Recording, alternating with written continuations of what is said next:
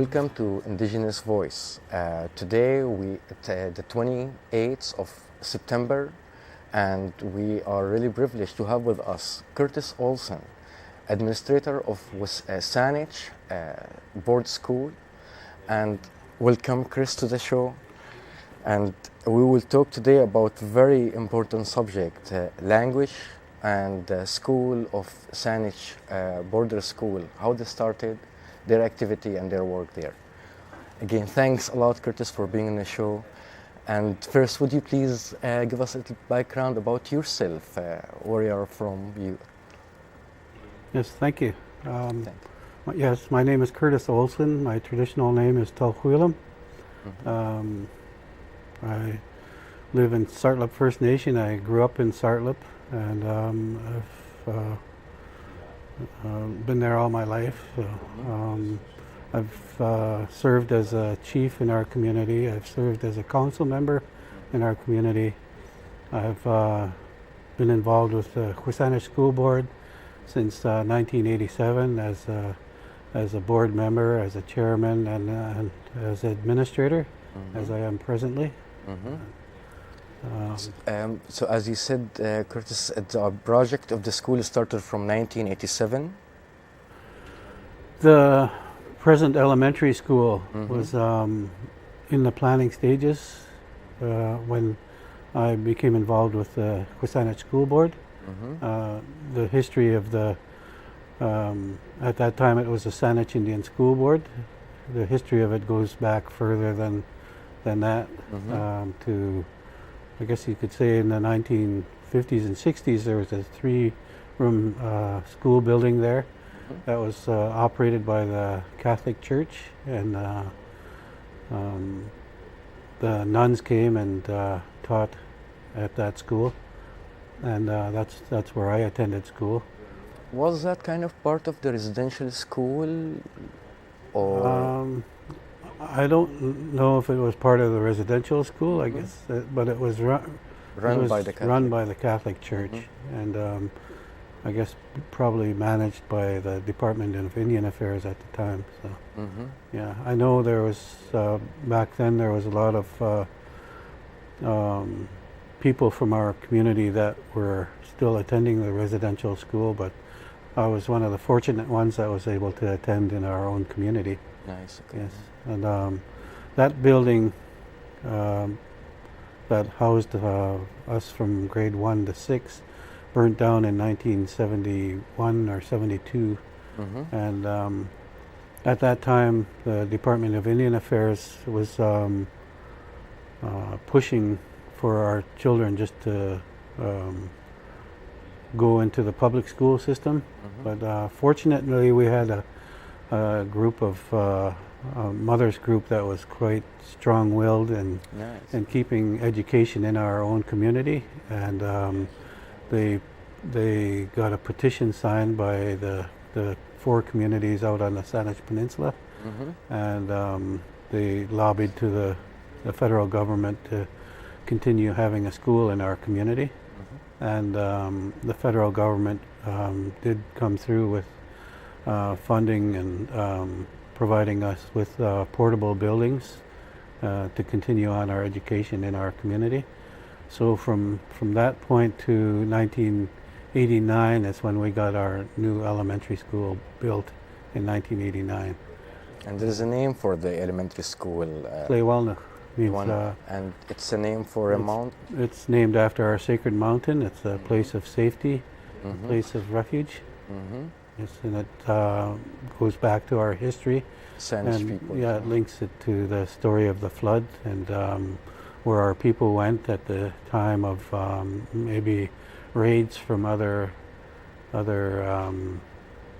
First Nations groups, or at the time of the flood, our people went there for safety.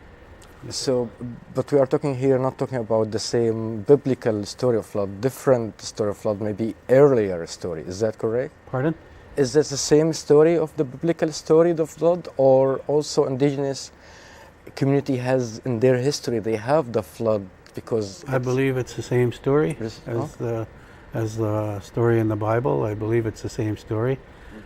We've had visitors from many other indigenous communities throughout the world, from Australia and South America, and I've given tours of our facilities to visitors, and they all have stories of the flood in their history as well. So, yeah.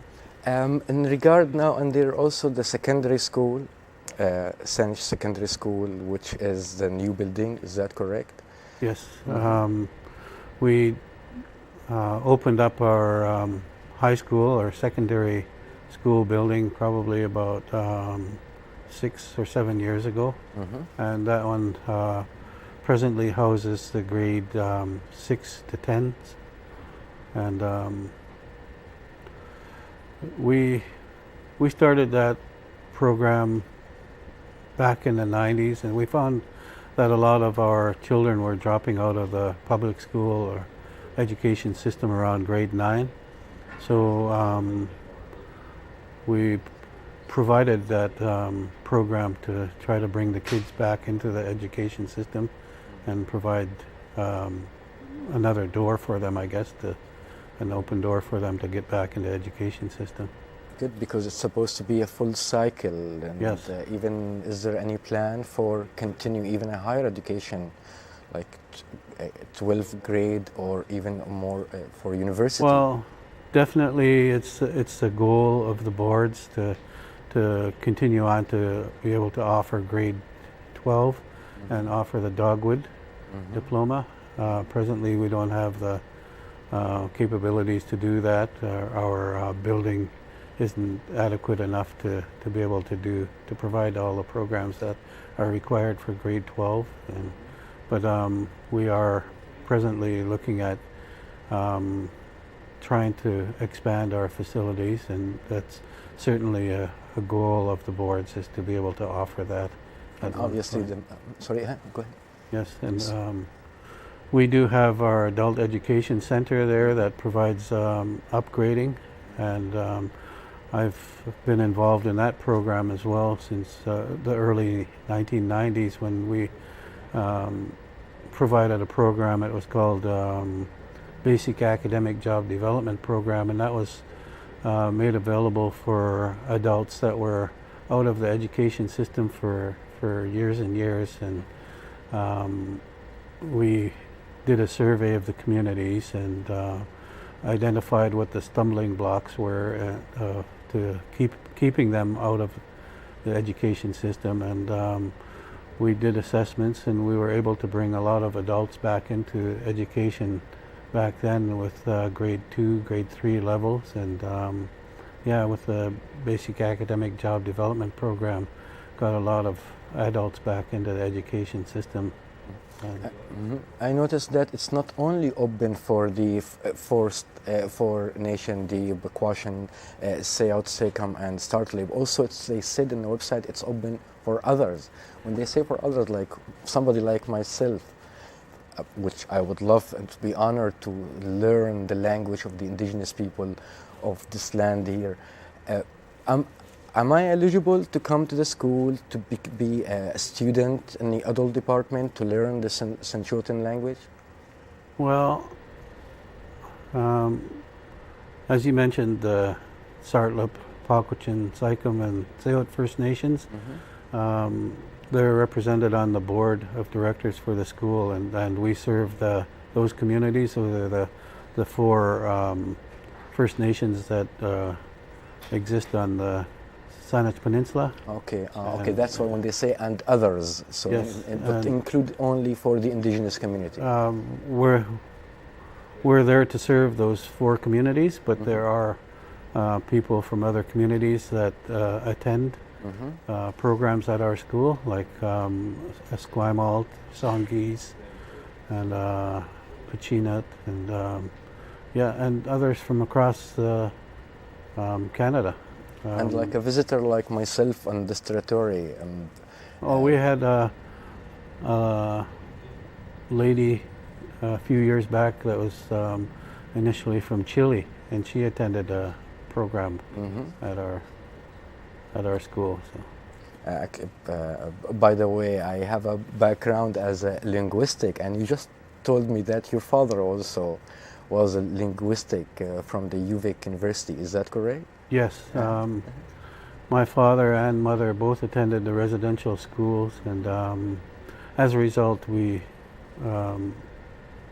weren't able to pick up the Sanchatan language from our parents because they didn't speak it around us. But my father was involved in the fishing industry and the logging industry, and as he got older, he stepped out of the logging industry, and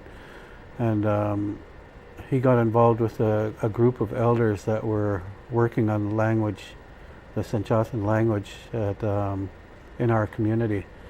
And somehow he got involved with the University of Victoria in the linguistics program, and so he took the linguistics program at University of Victoria, and it became a passion of his.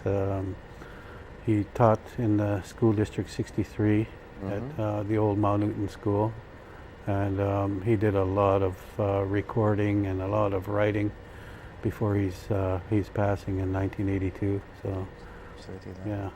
But it seemed like you are continuing the same path and working on the school that your father, I'm sure, would love to see it grow. As I said, it became a passion of my father's, but it wasn't just his.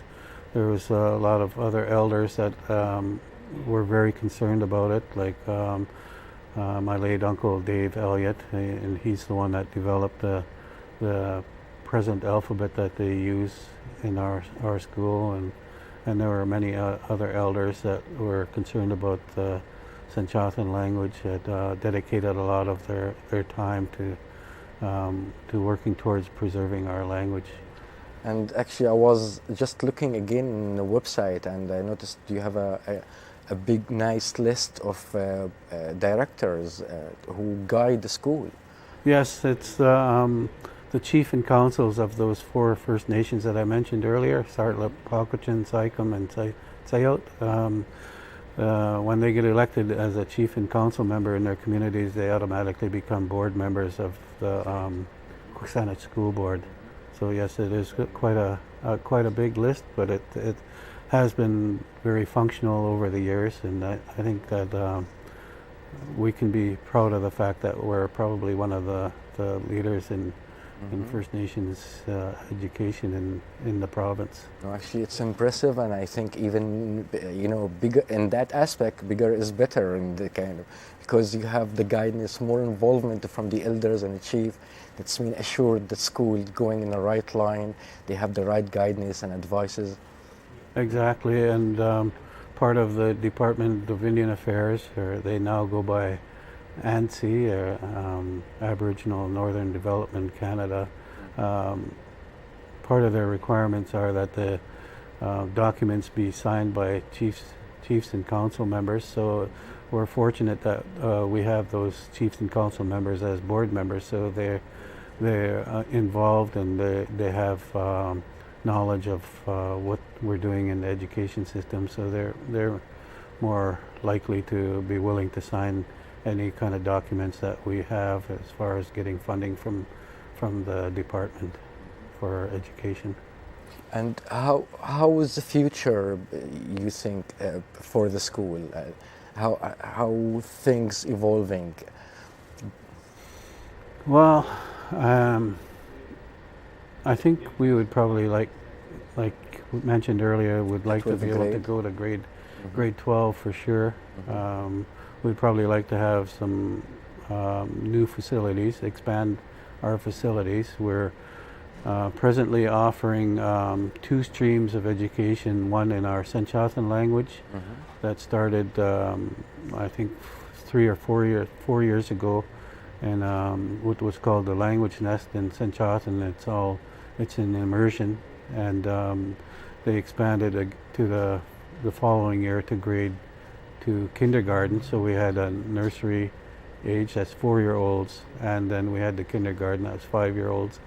Then we expanded again the next year to grade 1. So we had the nursery, the 4-year-olds, 5-year-olds, kindergarten, and grade 1.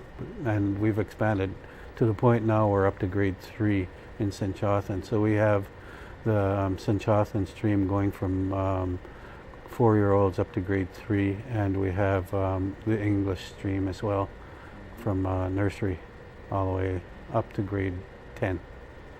Yes. Yeah, when we are here, like, we're not talking about the broad field of, you are mainly focusing on the language, and it's a very important subject, and it takes a lot of effort, and as you said, to continue growing with the school, especially when we have more and more kids and new generation learning the language, they need to keep up and more expand on that. Exactly. Well, as I mentioned earlier too, my mother and my father attended residential schools, and they were punished for speaking the language, so it wasn't spoken to me and my siblings in our home. And that was the case in a lot of families, so the language was becoming a priceless thing. Yes, it was becoming almost to the point of extinction, I guess. And as I said, there was a group of people that got together that had the concern for the language and knew the importance of it, that started working on preserving it, and we had a few individuals that continued that work, and to the point now where we're finally seeing some breakthroughs in it with all the work that was done.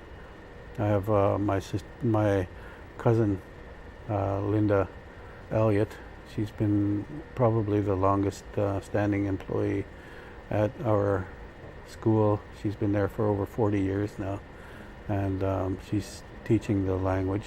And my cousin John Elliott, they're the son and daughter of Dave Elliott that developed the alphabet there.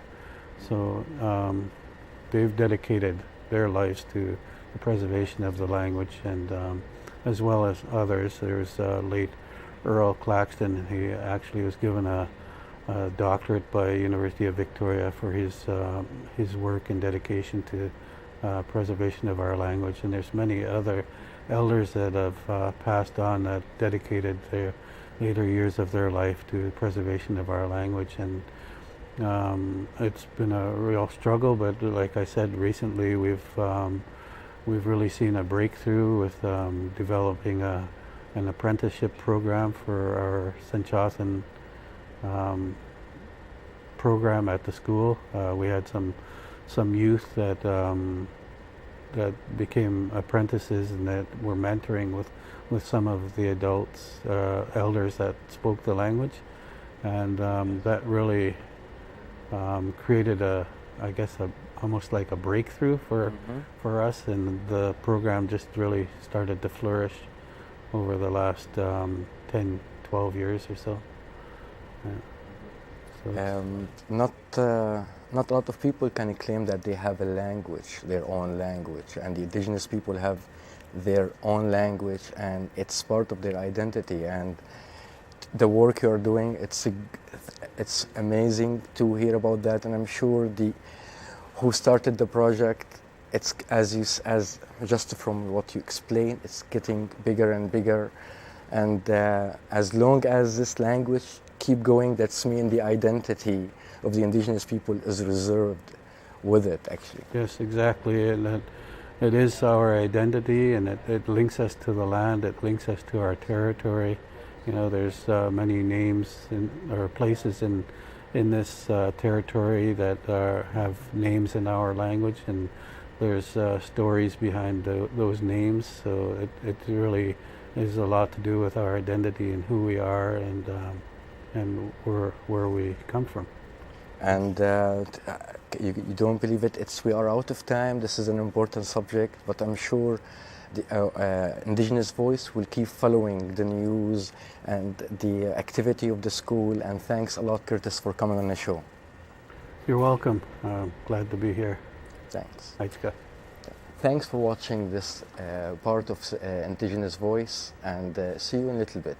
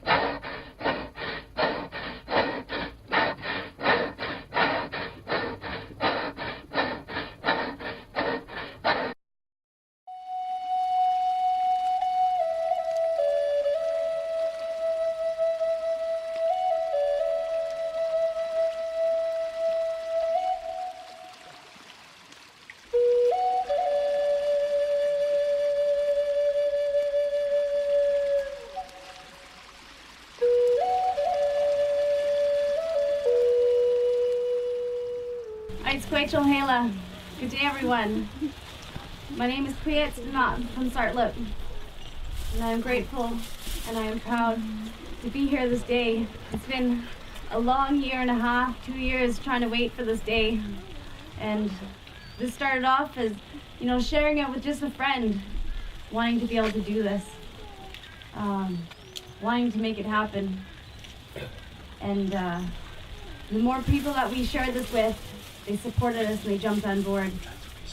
And they told their communities, and they said they want this to happen in their community. You know, that everyone was coming together. And I believe that everyone that's here today is meant to be part of this and to hear this message. We are so grateful for being able to be here and start up in the territory. I know we're visitors, so thank you for welcoming us here. Thank you for allowing us to be here. Thank you for supporting us. This is so important to me. You know, as Curtis was saying, we did lose a brother about 4 years ago. And he was young, he was 17. He was supposed to grad that year. I come from a huge family of 8, so I had lots of brothers and sisters around me. To lose one, it was hard and difficult to go through. And I wish for no one to go through that. I wish no community, no person to be able to face this by themselves. So I'm thanking the people that have come up here with us today for their support. I'm thankful that you are here. And we are strong communities. We are people that are built on families and communities. And we need to hold that.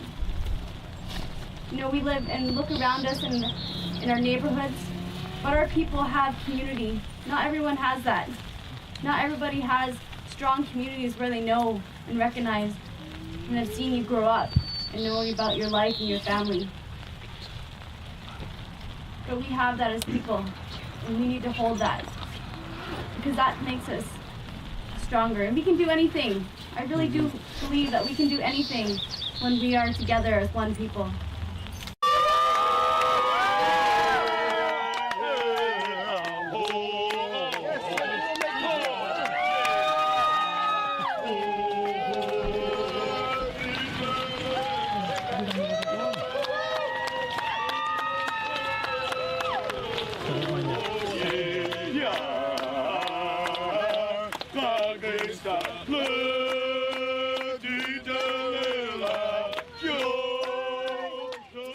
It kind of just blows my mind how much impact she is having on the communities, and everybody's just overly proud of her, just really amazed at you know, not only bringing that issue forward, but you know, the physical run of 535 kilometers, and they're following her route on the maps at schools. You know, all the youth are, and they can see, wow, and they're amazed that they're doing that, and it's gonna, you know, make me a little bit emotional, but and myself included, that wow, she's, you know, between the 3 runners, you know, they're running that far, and that's a lot of physical commitment and training, and to go that far just to spread the message, and then for her to visit the communities and the schools, you know, to talk to the secondary schools and the junior high schools, and just to get her message out to the youth.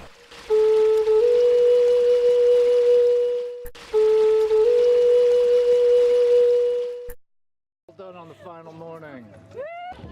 If we are going to change anything at all, we have to have more compassion. We have to be prepared to listen and to accept people where they are. Most importantly, accept ourselves. To look at ourselves, to look in the mirror and be able to go, yeah, there's things going on in my life, but I'm okay and I'm a good person and I'm enough.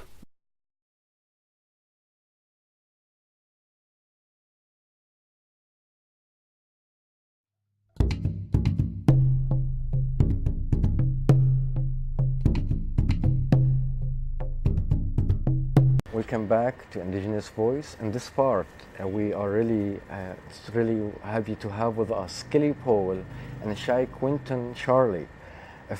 Kelly is from the Tsartlip First Nation. Yes. And Shyquintin is from the SÁNEĆ First Nation. And we are going to talk today about the Heliset Hale rally, run for preventing suicide. Correct. Kelly, you are the founder of the project. Yes. Would you please tell us a little bit first about why you started the project? Sure. We started the run in 2013, and it was, again, for suicide prevention. And it was trying to find a reason or a solution to those who have already lost someone to suicide. And in 2013, I lost my own brother, and so that was something that was really hard for our family to go through.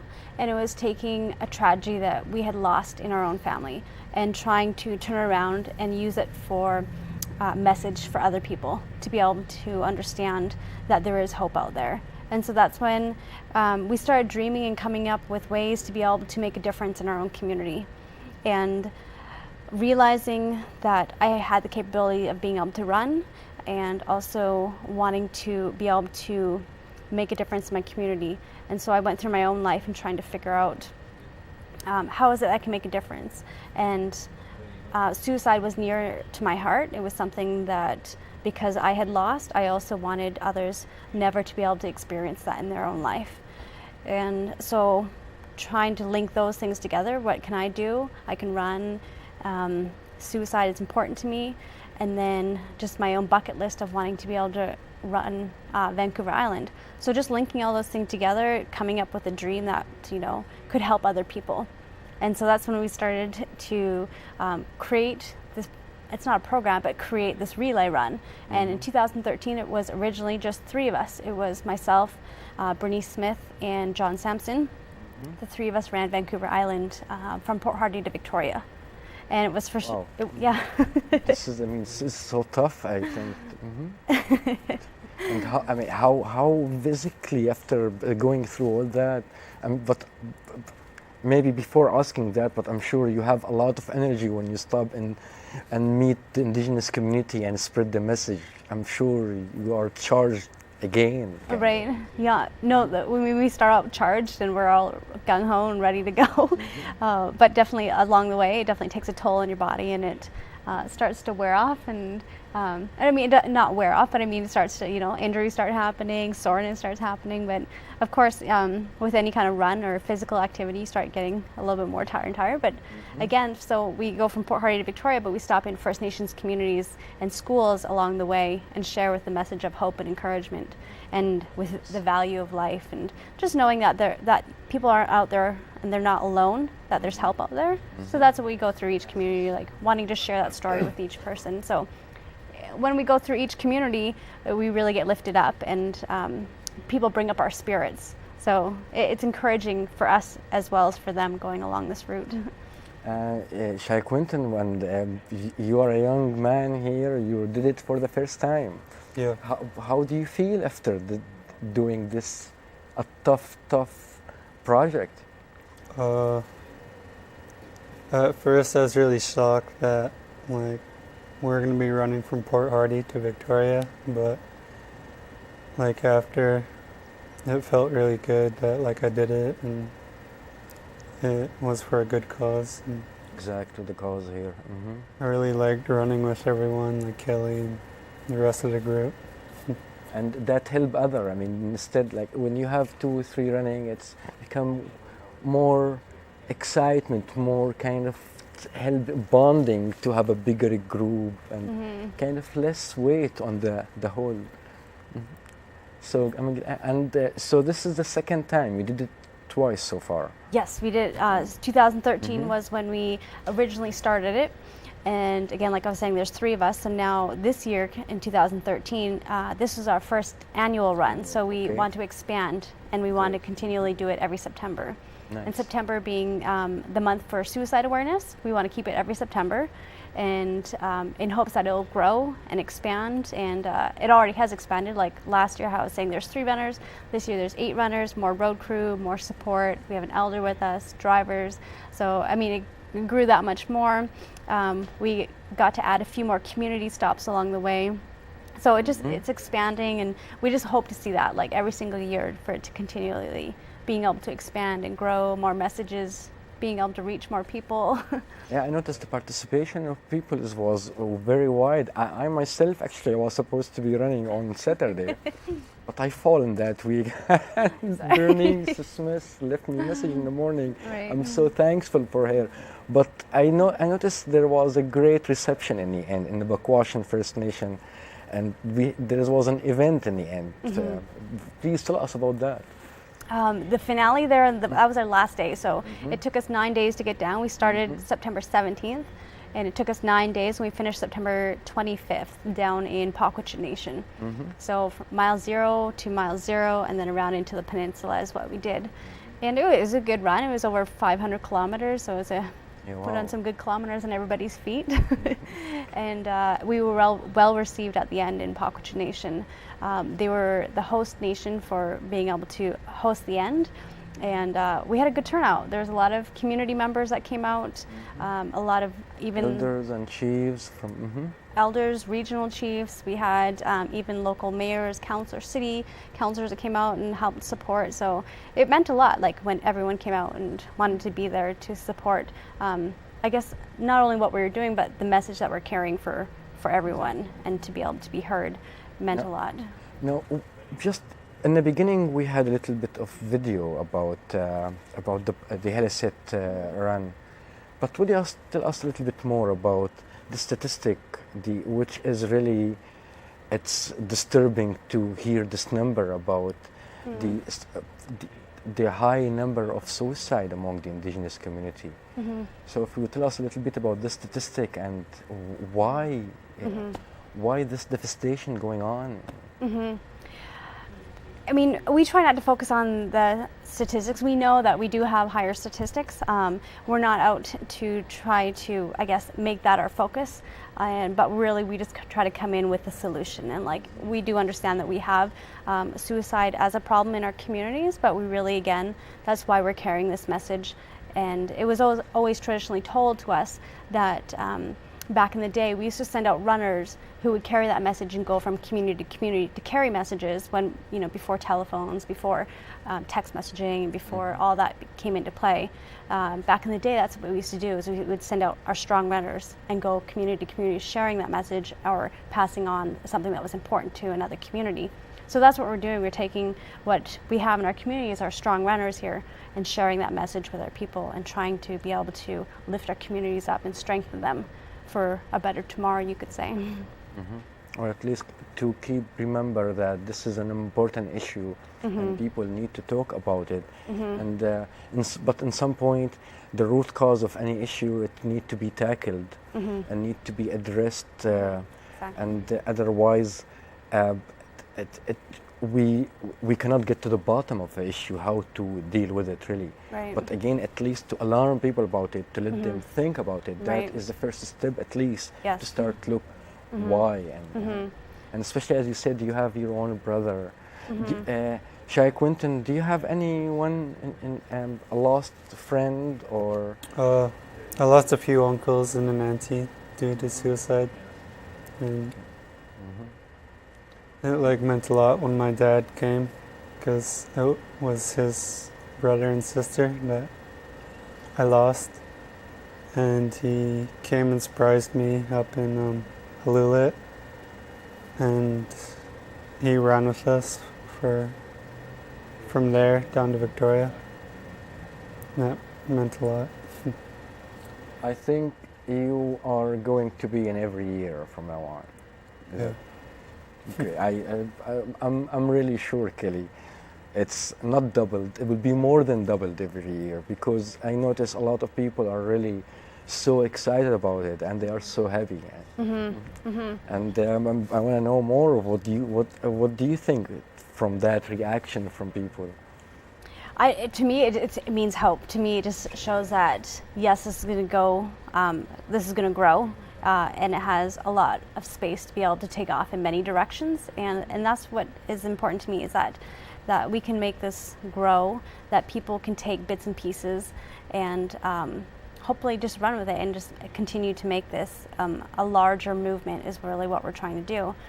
So many times in our communities we've kind of hushed it and not talked about suicide. So that's really the goal of this run was to be able to open up discussion in communities that it's okay to talk about this and to bring healing to those that have lost loved ones already.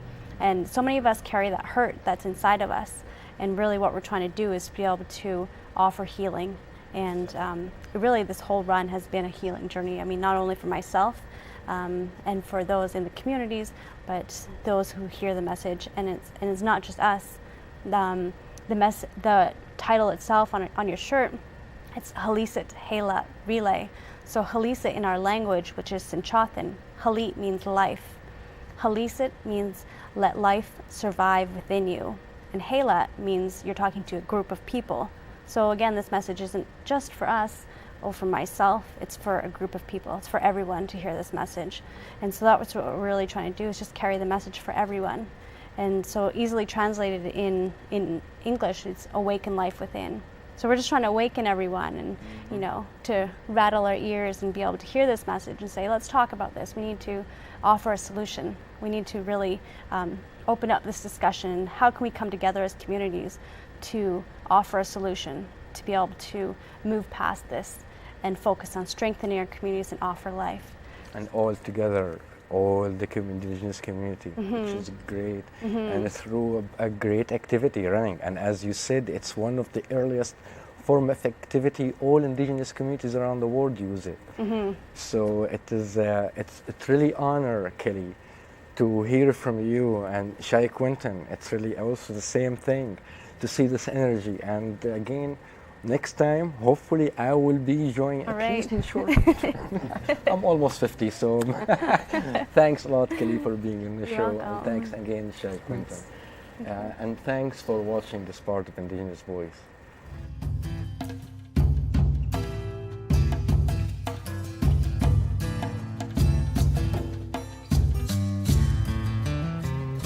Welcome back to Indigenous Voice and to this part, and we are again going to talk about Heliset Hale Run Rally, which finished last weekend. And we have with us Leon LaFortune from the SÁNEĆ First Nation and Gerald Henry from the Quashan First Nation. Welcome to the show, Leon and Gerald. Thank you. Good to have you here. Leon, this is the second time, is that correct for you? For running? Yes. Yeah, they just ran a little bit on the last time they ran, that's all. But yeah. Would you please tell us why you participated in this great project? I was asked. No, kidding. Okay. No, I lost a brother to suicide, and I felt it was the best way to get over it and to let go. So, yeah, it helped out. It helped me anyways. And you mentioned before that you used to running. You usually do marathons sometimes. Yeah, I run marathons, and I run the Vancouver Island race series. That's not bad. There's like 7 races throughout the winter. But how was it this one here? This is a very long distance. This is around like 500 kilometers. Yeah. It wasn't too bad. It was relay style, so it wasn't as far as the distance I normally would jog, so it was a good workout. Kept me in shape, ready for the marathon. For sure. And what about you, Gerald? Why first you participated in this ride? Because it affects us all. I personally have lost a close friend of mine last summer, and it just affects us all, and we want to make a difference. When we got asked, I said yes straight away. I think, you know, we just want to make a difference. I don't know what else to say. Exactly, when it's about very important subject, and nobody want to talk about that subject. And it seems like affecting everybody. It does affect everybody. Whether friend, father, mother, daughter, and it's in all ages the problem. It's not like old people go and commit suicide. It's not like that. But it seems also there is a lot of participating from all nations here. What do you think about that? I thought that was pretty neat to run with different people, and just to see the other communities was pretty nice, right? Yeah. And when you stop in the communities, Tell us about this experience, because again, as we talk with Kelly and Shyquintin, it's kind of very reviving experience, and kind of you are charged again. Yeah, it was pretty uplifting to hear the drums and the singers as you're running into the community. Was quite the sight to see anyways. It had to be there kind of moment. Yeah, especially when you have like elder coming and appreciating what you're doing, and yeah, it's a great feeling. What do you want to say anything about that? About other communities? Mm-hmm. I think every community, it was amazing. It's a hard subject to talk about, mm-hmm. and it's hard for people to come out and say something. But people came out of their comfort zone and actually shared stories, and it allows them to get something off their chest and off their back. After all is said and done in our community dinners, it's a different feeling. Like Leon said, the atmosphere was healing, I guess. I can't describe the feeling after a dinner like that. And especially the role that the Bakwashan First Nation did, and yeah. I'm sure you are you feel so proud about that. It was special coming home there. It was quite the welcome. Yeah, I'm sorry. I went and just had the dinner. I supposed to go running in that day, but it happens sometimes. You plan for running, but you do only have a dinner. But it was a great honor. Dinner's good too. Yeah. So what of the most kind of, if there is a story, if you remember from this run or the last time, what is it for you, Leon? I don't know. I can't really say. Actually, it's all in general. Everything was like a one story. Can't put it into words. Exactly. Yeah. And I'm sure you're planning to continue with especially this is the first annual now. It's officially becoming every year in September. Yeah. Oh yeah, I'd love to. Every year it'd be awesome. Mm-hmm. Can't wait. You play soccer, Gerald. Yes, I so do. I'm sure you are comfortable with this kind of run. It's different running, but yeah, it felt okay. And what about, it's a sport that has a long history among Indigenous community. Yeah. My grandfather's actually has a picture in here for Canadian Hall of Fame as well. I mean, Victoria Hall of Fame. As a runner? Soccer player. Soccer player, oh nice. Yeah, and the last time actually we talked with Bernice Smith, and she mentioned that how soccer is a very popular game among the Indigenous community. Yeah, it is. Why you think? I don't know. I think because it's a group effort. Yeah. And I think you can play it anywhere. You don't need a lot of equipment. Poor. Yeah. Not necessarily. I mean, a lot of games we have here, you have to be rich, and which is really absurd for kids that they're. But you guys, smart to choose a sport that does not require a lot of financial. Yeah. That's I don't know about that. You got runners, you got all kinds of sports stuff to do for running. I don't know, the prices are up there for everything really. Mm-hmm. But ridiculous. It's not in the end like you need to have a mask or you need to have all this equipment on you. Yeah. Okay, and just to go back again about the whole idea of the Heliset Hale project. How did you first? You said you were invited first to run. How did you first get in touch with Kelly? I ran with Bernice. I ran with Bernice for the last 3 years in marathons and, like I said, in the Vancouver Island Race Association. Mm-hmm. So that's how I got in. Nice. And what about you, Gerald? How you? Bernice Smith and Angel Henry approached and asked, and actually, and I said yes right away. Yeah, it seemed like Bernice is doing a lot of activity, and actually we were honored to have her in the last show, actually a couple of shows ago, talking about the Heliset Hale run. And again, it's the fact that the whole the unity. It's not just about talking about important issue. It's also about the unity behind that. To see the encouragement coming from elder chiefs. It's really, I witnessed that, and it was really overwhelming. And I'm sure you are so happy to, because you are part of this. Yeah, it was pretty exciting. It's been exciting. That's been probably the best part for me. Listening to the elders speak, seeing young kids stepping up and dancing for us, girls giving us prayers in our language, and it could just show us the leadership in our young people and how they're learning from our elders, and that was really, really exciting.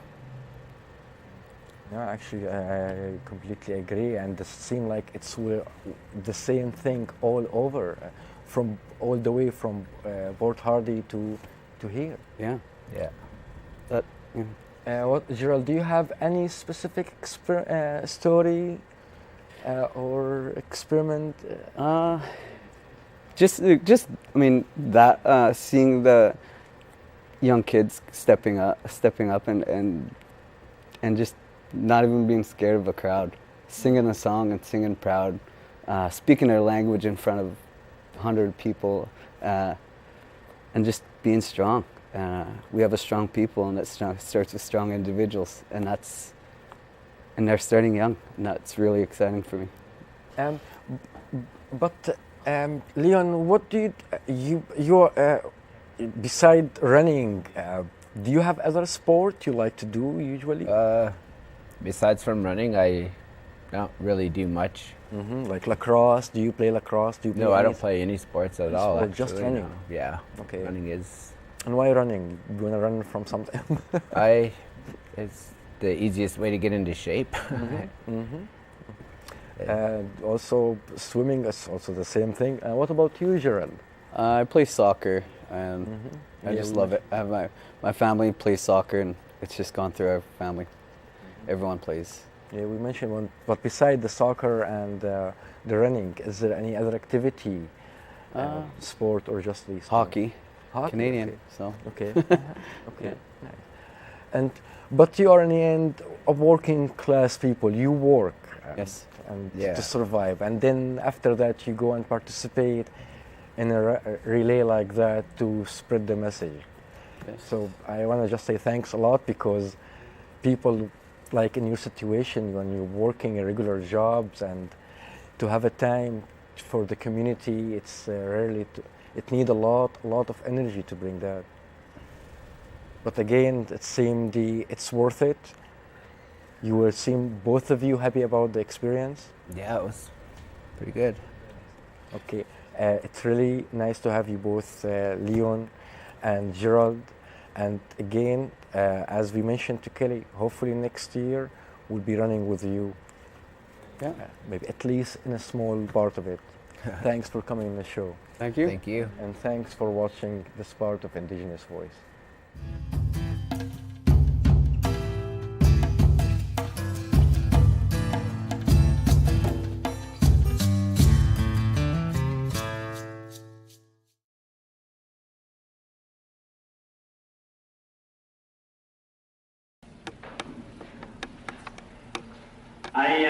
My name is Don Tom, Chief of Tsartlip First Nation. I am reluctant, thank you. I brought one fan here today. I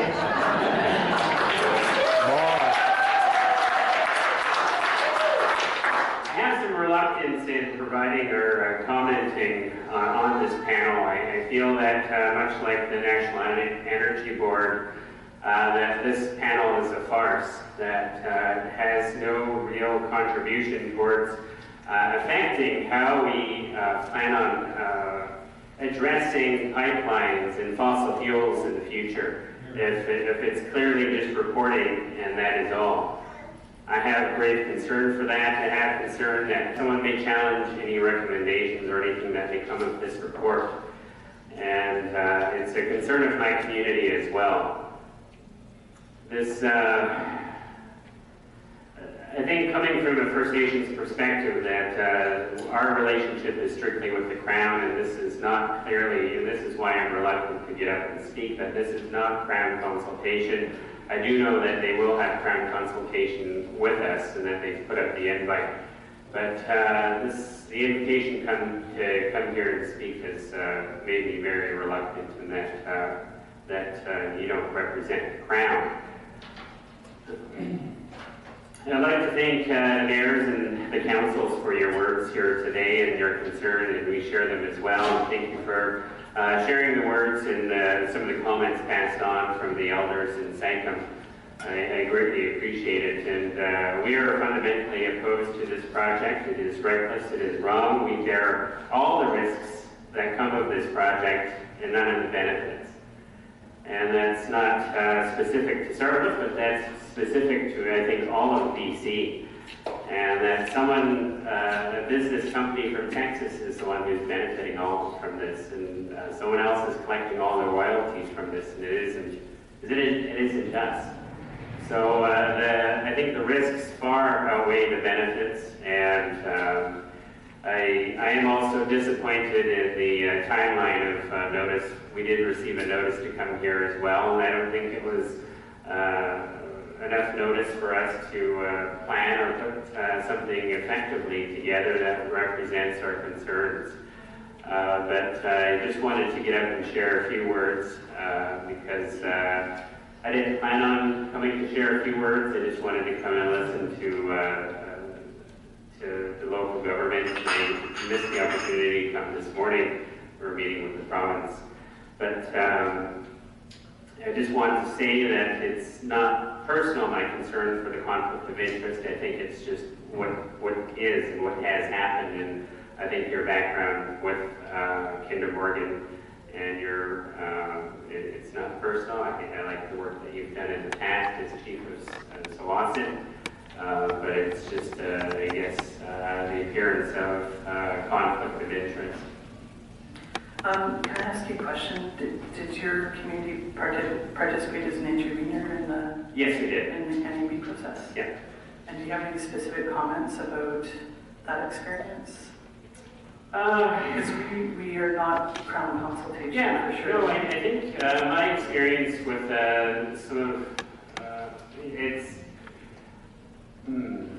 it's frustrating that there was no cross-examination. It's difficult for me to, I think when there's a panel, when somebody contributed to putting together Kinder Morgan's package and he sits on the panel of the National Energy Board, I find difficult in finding satisfaction that my concerns are going to be listened to. And so the very fact that someone contributed to Kinder Morgan's project and now sits on the National Energy Board. And also that we're Tsartlip, the island communities here, I think we're an afterthought in terms of Kinder Morgan, in terms of consultation, because we weren't directly impacted on the pipeline route. And it was very evident when they reached out to us later on compared to other First Nations in BC or Alberta. But we're an afterthought, but we have clearly defined rights out on the waters by the SÁNEĆ Bay Marina case that says that our rights aren't limited to just the practice of fishing, that the rights are unqualified rights, and that it protects the aqualife, the environment in the water. Their Douglas Treaty rights extend into the water, and that it is to be maintained and preserved for all time for us to be able to hunt and fish as formerly. I don't know if you have any other questions, but I just found that the NAB process was, it's from the Harper era, and he's, I think Harper in his omnibus bill that has really watered down the environmental process and looking after our protected areas that are no longer protected, that used to be under the Federal Act. and through the omnibus bill that is no longer. And so I feel that through the National Energy Board, it's through the Harper regime that has come in and just tried to, in my opinion, steamroll over First Nations interests, First Nations rights, treaty rights, and I think the interest of British Columbians and Canadians. Thank you.